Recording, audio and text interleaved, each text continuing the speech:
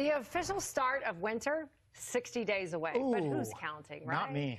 But as the seasons do transition, we see the temperatures drop and road conditions get worse, right? This is the time of year, though, that you've got to pay attention. Yeah, especially with us talking about storms. All the car owners out there, listen up. It's time to prep your vehicles for snow, sleet, freezing rain, temperatures, all of it. And prepping your car from the inside out is the best way to make sure that you have some stress-free travel. Joining us right now from the car coach is Lauren Fix herself. Thank you so much for being with us here on Fox Weather. Well, thanks for having me back. Good to see you. Good to see you. Lauren, you know, you advise car owners to prep their vehicles for winter. The 4 C's is what I have learned from you over the years. Let's go over the 4 C's because they're a great way for people to get started. It's really easy. It's check, change, carry, and clean. So the check is check all those fluids in your car. The average vehicle has 9 fluids in their vehicle. And even if you've got an electric vehicle and you think, I don't have to do anything, yes, you do, because you still have lights. And the antifreeze and coolant is a different situation, but tire pressure is important, batteries, especially on an electric vehicle. And then the change is wiper blades. Go to winter wiper blades. Use that winter washer fluid, which is any other color than blue. And then the carry includes jumper cables, flashlights, first aid kit, tire inflation product, a snow brush, ice scraper, hand warmers, blankets, and so forth.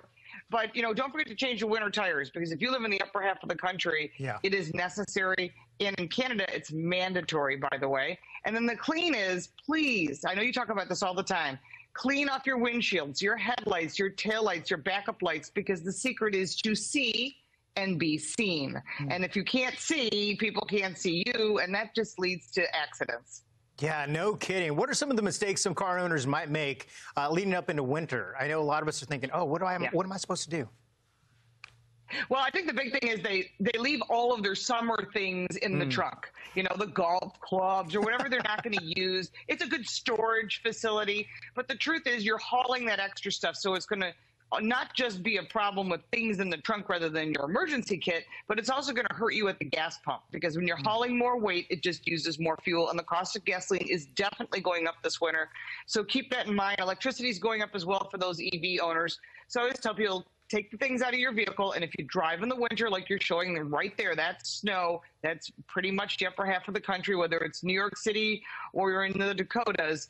Please get winter tires. They do make a difference. They're like a snowshoe. You would wear a snow boot in the winter. You wouldn't wear dress shoes during the winter because you slip and slide and you hurt yourself. It's like wearing heels. So the same thing is true with your car. You want to grip the roadway, and the weather is such a huge impact. Even if you see ice and rain, that's where the tires are like the only thing that touches the ground. Whether you're driving a little teeny car or a gigantic SUV, remember, month costs nothing, but it will not just give you better handling and performance. It gives you better safety and better fuel economy. Very important. Does it matter, Lauren, what year your car is? Like, do late models require more work? Because as we think about some of these steps to winterize our vehicles, I sometimes think people who have new cars, they think they have to do nothing. Or maybe you think your car is so old, there's no hope. Like, does it matter what year your car is on how you prep for winter? No, and if you don't know what you're doing, and that's a great question, because people don't realize, oh, I got a car from the 90s, I shouldn't have to do anything, or I have to do a lot. So if you're unsure, you're really not the greatest with working on a vehicle, that's not a problem. Go to your favorite ASE certified technician, a dealer, a network chain of car repair places, and tell them, I just want to get the car prepared for winter. They have packages, and they'll change the oil, they'll check all your fluid levels, because these are things you don't want to go wrong. Brake fluid, power steering, you know, coolant, because if the vehicle freezes, that is a massive problem. And not just that, is they usually top off things like washer fluid and things like that.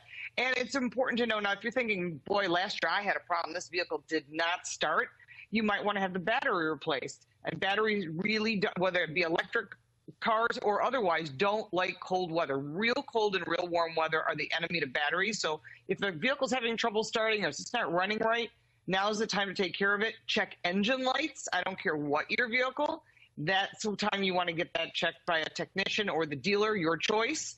Those are kind of things that will leave you stuck on the side of the road and leave you with a big bill if you ignore them. Wow, great advice. We love chatting with you. We love when you're with us here on Fox.